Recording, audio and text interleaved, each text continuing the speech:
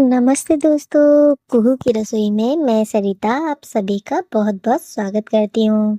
Friends, आज कुहू की रसोई में बनने जा रहा है ये restaurant style crispy Hazel black potato snacks, जिसे बनाना बहुत ही आसान है। इसे आप घर में बना सकते हैं और सबको खिला सकते हैं। सबको खिलाने के बाद आपको ढेर सारी तारीफ़ें मिलना तो पक्की है। तो चलिए बनाना शुरू कर लेते हैं इस रेसिपी को। तो इसे बनाने के लिए हमें चाहिए पोटैटोज़। तो पोटैटोज़ अगर आपके पास बड़े साइज़ के हैं, तो वो ज़्यादा बेटर रहेंगे इस रेसिपीज़ के लिए। तो यहाँ पर देखिए फ्रेंड्स, हमने 2 से 3 पोटैटोज़ ले लीजिए आप। मैं यहाँ पर 4 पोटैटोज़ का यूज़ कर रही हूँ। अभी मैंने 2 छीले हैं, लेकिन 2 मैं फिर बाद में भी लेने वाली हूँ। तो दोनों पोटैटो को हमने छील लिया है। छीलने के बाद हमें इसे धो लेना है और धोकर इसे इस तरीके से कट करेंगे। पहले दोनों साइड से कॉर्नर कट करेंगे, उसके बाद इसे नीचे से कट करेंगे। आप चाहो तो इसे ऊपर से भी कट कर सकते हैं, एकदम चौकोर हमें इसकी शेप चाहिए, स्क्वायर शेप में। अब यहाँ पर आप इसे 2 तरीके से कट कर सकते हैं। एक तो नाइफ को इस तरीके से रखकर स्पून की मदद से, जिससे कि आपका एकदम परफेक्ट कटिंग होगी, आपको दिक्कत नहीं आएगी।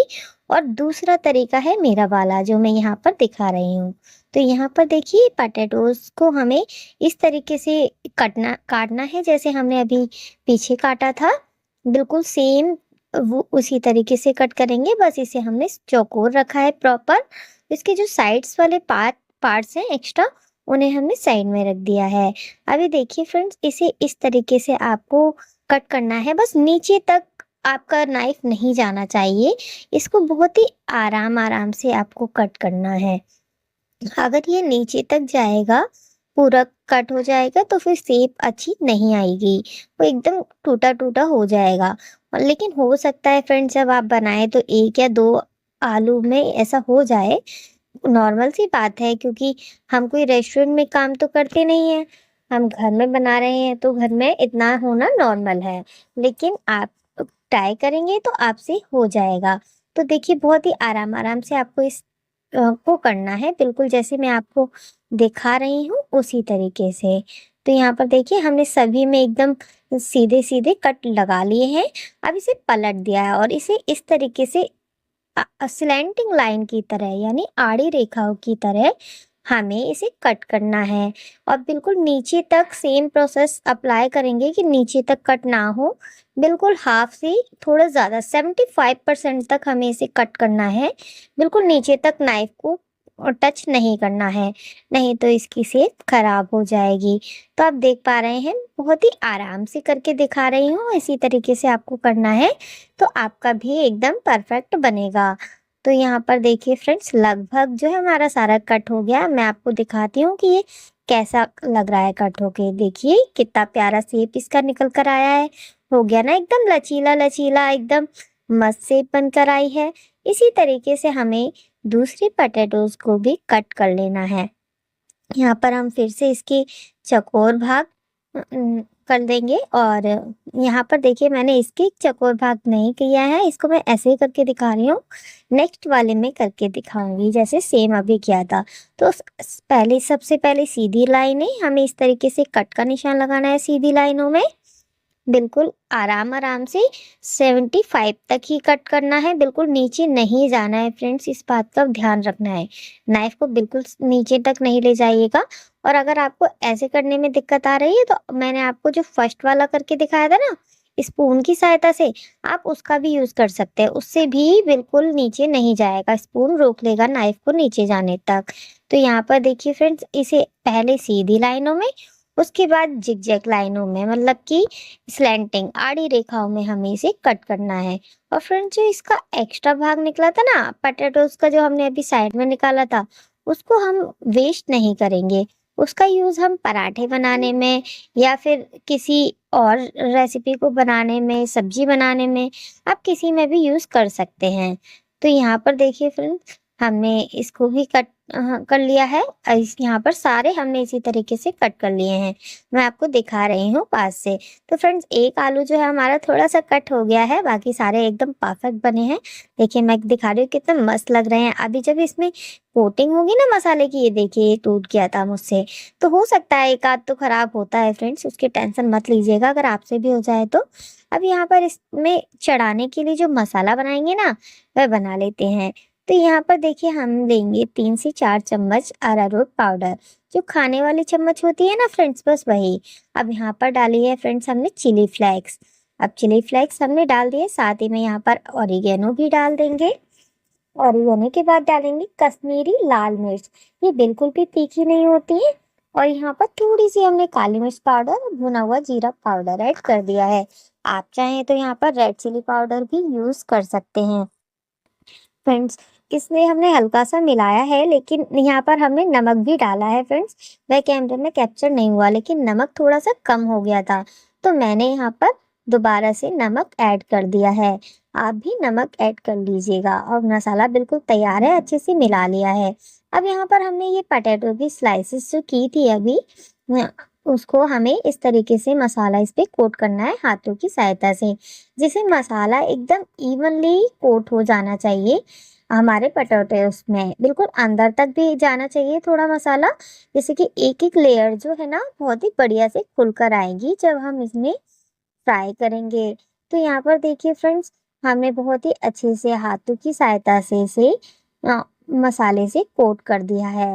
अब इसी तरीके से हमें दूसरे पोटैटोज़ की स्लाइसेस को भी कोट कर लेना है। तो देखिए हम सारे मसाले को एकदम हाथों की सहायता से अच्छे से कोट कर रहे हैं।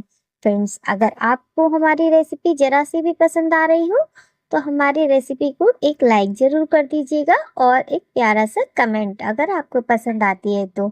और अगर आप हमारे चैनल पे नए हैं, तो हमारे चैनल को सब्सक्राइब ज़रूर कर लें। आपको हमारे चैनल पे एकदम प्योर वेजिटेरियन रेसिपीज़ देखने को मिलेंगी और डेली आपको नए-नए कंटेंट देखने को मिलेंगे। तो मैं आपके लिए ऐसे कंटेंट लाती हूँ जो आप एकदम मार्केट में महँगे-महँगे लाते हो और घर में एकदम ईज़िली आसानी से बना सकते हैं। तो यहाँ देखिए फ्रेंड्स हमने यहाँ पर पोटैटोज़ को एकदम कोट कर लिया है मसाले से, थोड़ी-सी चिली फ्लेक्स, ऑरिगेनो ऊपर से और डाल दिया है और जिससे कि ये एकदम बढ़िया-सा दिखेगा। अब थोड़ा यहाँ पर भुना हुआ जीरा और काली मिर्च का पाउडर भी स्प्रिंकल कर दिया है। देखिए कितना बेटर दिख रहा है, बहुत ही सुंदर।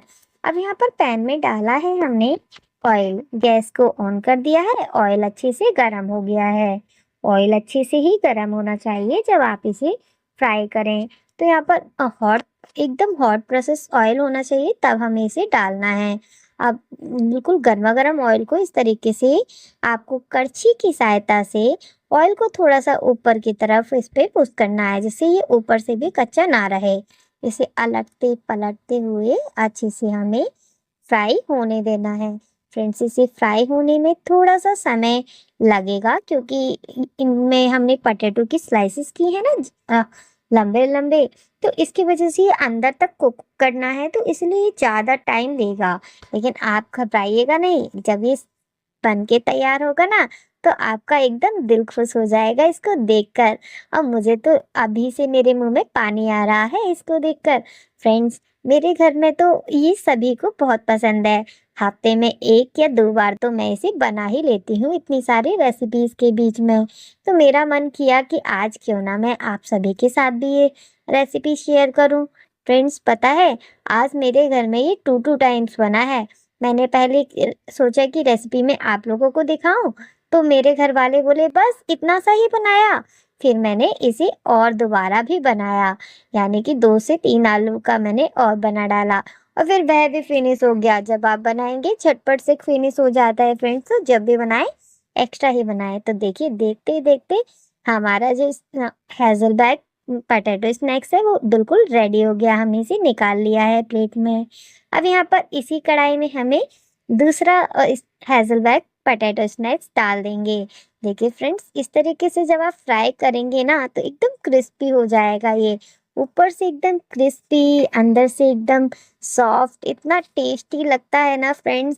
बहुत ही ज़्यादा टेस्टी और ये जो मसाले की कोटिंग है, वो इसे एक अच्छा-सा टेस्ट देते हैं एकदम।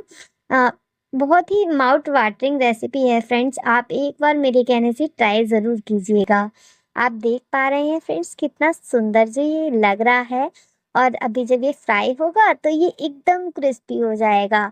आप चाहें तो इसे थोड़ा-सा और ज़्यादा फ्राई कर सकते हैं जिससे कि ये और भी ज़्यादा टेम्पटिंग दिखे, लेकिन ये इस तरीके से एकदम परफेक्ट है। अब हम इसे निकाल लेंगे, तो इसी तरीके से हमें सभी को फ्राई कर लेना है। अब यहाँ देखिए ऑयल को हमें कड़छी में स्ट्रेन होने दिया है और यहाँ बनके तैयार हो गया है हमारा एकदम क्रिस्पी हेज़लनट पोटैटो स्नैक्स। यहाँ पर हमने एक प्लेट में टोमेटो केचप लिया है और यहाँ पर हमने ट्रांसफ़र कर दिया है हमारा स्नैक्स। अब अगर फ्रेंड्स आप इसे अपने किसी और डिप के साथ खाना पसंद करते हैं तो आप वह डिप भी इस्तेमाल कर सकते हैं। पर मैं अभी इंस्टेंट बनाया है मैंने, तो मैं भी इसी डिप के साथ खा रही हूँ। देखिए कितना परफेक्ट बना है हमारा स्नैक्स। आपको अगर पसंद आती है तो आप भी लाइक कर दीजिएगा। चलिए फिर मिलते हैं। राधे राधे।